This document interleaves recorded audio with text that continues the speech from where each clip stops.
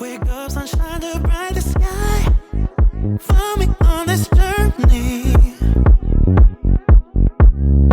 Leave your troubles far behind. It's a new day, yeah. Lights out, I know it's our time.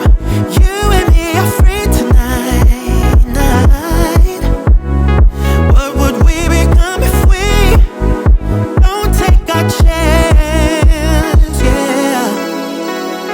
Good time is on, time is on our side. I won't let no one put us down, down. Good time is on our side. We can make our dreams come true.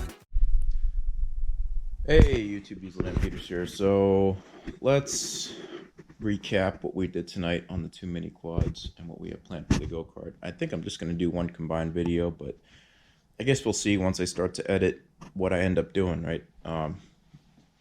So to start off with, both mini quads are complete now and fixed. So what had happened was somehow this had split in the back, and I know my welds aren't the best, but they are definitely going to hold. I tried to go over it a few times.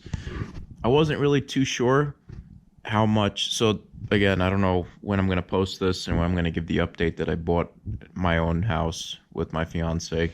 We both, oops, sorry about that. We are both owners of this house. I don't know how much amperage I can actually pull with all the lights on and stuff like that, with the TV, the TV on, etc. So I had this on a lower setting when I was welding. I think it was on either 2 or 3. I think it was 2 in the beginning, then 3 by the end. I was mainly just testing it to see how well I could weld in this garage. You know, obviously there's no 240 or 220 in here.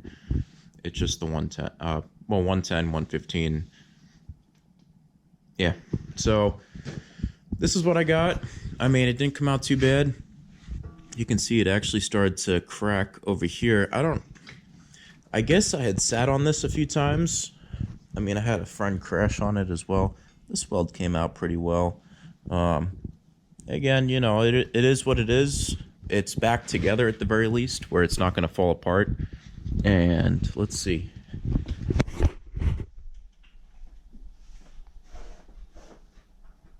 I know I have definitely done this a few times.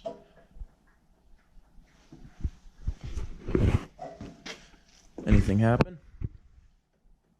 I don't see anything happening.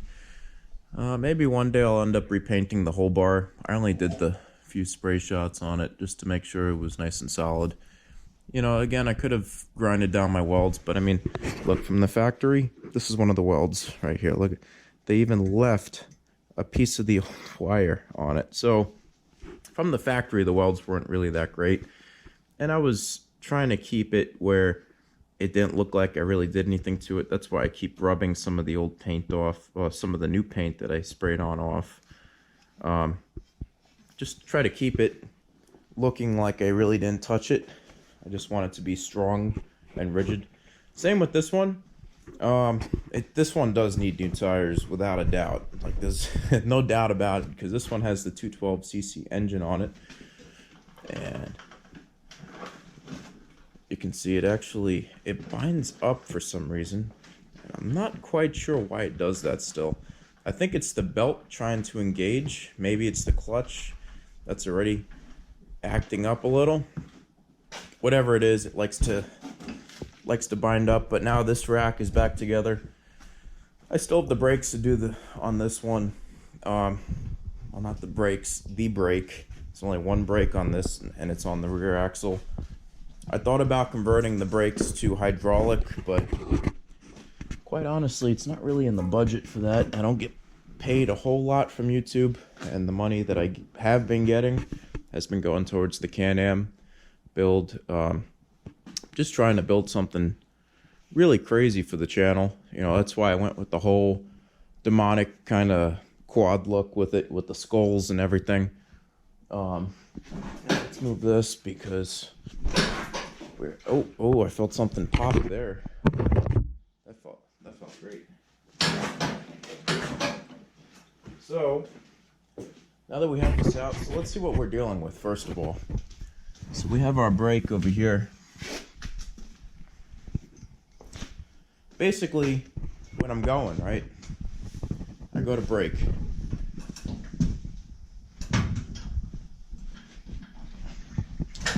Yes, it brakes when you're going really slow, but it's not braking otherwise. So I'm hoping if I replace this, that it'll actually brake halfway decently. Whether that's true or not, I guess we're gonna have to find out. I have no idea. I guess I am just gonna merge all three into one video. The other mini quad, of course, the cheapest mini quad of them all, the cheapest toy that I have, just never breaks. I'm gonna knock on the wood right now. Never breaks. There we go. All right. So, yes, this one does still run perfect. Let me make sure the key's off because I'm really good at forgetting that. There we go. I built this as like a really fun off-road go-kart, and it really is. It's a lot of fun. The problem with it is, though, it's a little bit too powerful for its own self, and it does make a lot of noise. Like the whole body, you can feel it creak and crack, and I really think it's mainly from back here because I welded on the bolts straight to the body, and obviously there's no bearing back there, so there's probably some wear with that. I'm slowly learning as I go. Again, I'm on night shift, so if I start to sound like I'm crazy with certain stuff, really I am. So let's just put it that way. But yeah, no, this thing is, it still runs great. It sat for a while, still starts right up. Really, I should not board. I should really jet it out because it runs really lean otherwise. With the fuel setup and everything else that I have going with it. But otherwise, there's no actual complaints with this. It runs great otherwise. It's definitely a ripper. It'll go 55, 60. And this is as budget of a build as you can get for something like this. I picked up the go-kart originally for $200. Did all the welding and fabrication myself with spare scrap metal, which says a lot about, how I am with my stuff. To a degree, obviously a project like this, I'm going to go all out and do everything that I can to make it as close to original as possible. And yeah, that's really about it with this one. I keep bringing the Can-Am up because I just love this Can-Am.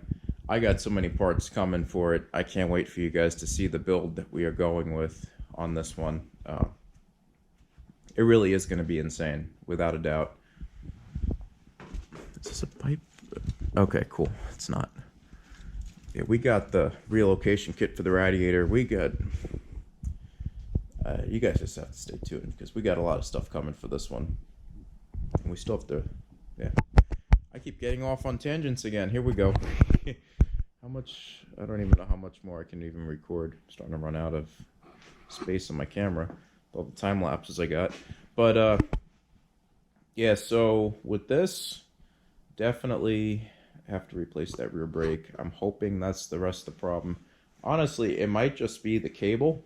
Maybe it is just the cable, and that would be great. But I don't know. So let's do that. I'm going to put it on time lapse yet again. I know. I'm sorry. I keep doing time lapses, but they are just way easier when you're spending, let's say, an hour or two doing, work, and you're able to condense it down to like 30, 40 seconds, which is great. Yeah, stay tuned. Definitely lots more to come. And hopefully we're able to get some of this stuff out of here because I can't work with half my garage being parts and, let's say, a Harley like that. I don't want that thing getting destroyed while I work on stuff. So I'm looking at getting some kind of shed/garage just to keep some of the really nice toys in there. And that way nothing at all gets destroyed ever. Not looking to destroy anything. That's going to be a build this winter too, I'm thinking. We'll see though. Yeah, it's gonna be a build. Just wait and see. I can't wait to completely go over that entire thing, make the thing look new, polish everything up. Been been too long. It's been too long since the Harley's gotten a lot of love. Now that it's paid off, it's time. Love that bike. Anyway, so we're gonna do this. Stay tuned. We're gonna finish this up, and we're gonna get through this night shift together.